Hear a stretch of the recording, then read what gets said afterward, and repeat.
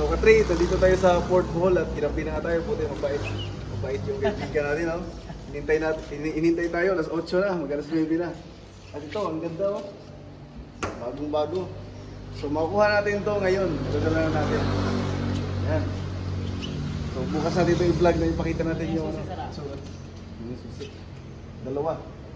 Ay, cash, no? Dalawa kasi cash, no? Cash. Thank you, sir. Thank you. Hello, Katri! Nakuha natin yung susi natin. Bagong-bago galing sa kasa ng Ford Bohol. Napaganda. Ford Ranger. Ford Raptor.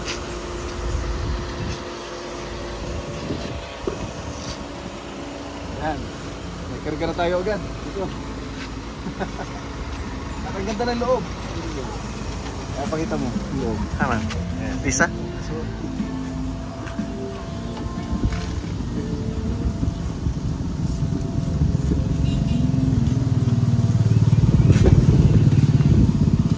2 taon na natin itong hinintay. Naka-hold yung Bitcoin natin ng 2 taon. At tamang-tama ngayon. Profit tayo ng sakto lang din sa presyo nito. Kasi yung profit natin 2.6M. Yung presyo nito ay halos 2.5M. Tamang-tama lang. So gawin natin ito sa Bohol.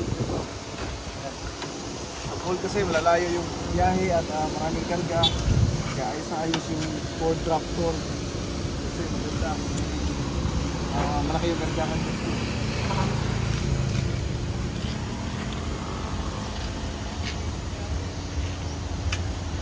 So gamit natin agad. Ihatid natin sa airport yung si Thessalonica Farm. So gamit agad natin yung Ford Raptor.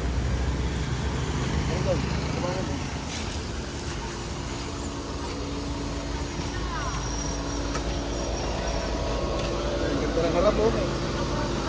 So ito ay automatic siya, tapos pwede rin i-manual. Diesel siya, diesel. Ayan. Napaganda.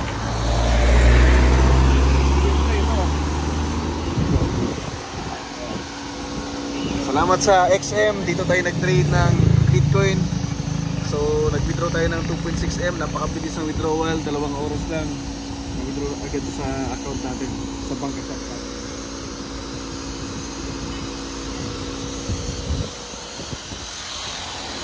Tara. Ito, may pakaram.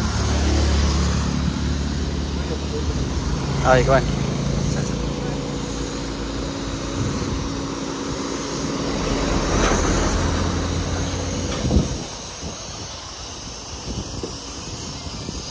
Oh, may artista. Yun, oh. Si Dwight Ramos.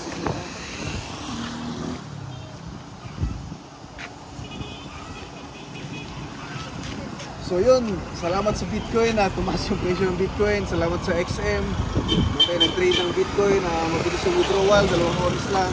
Na-withdraw na agad sa bank account natin. Sa mga nagtatanong kung wala bang, hindi ba tayo magka-problema sa bank account natin kapag withdraw tayo ng milyon sa trading account natin.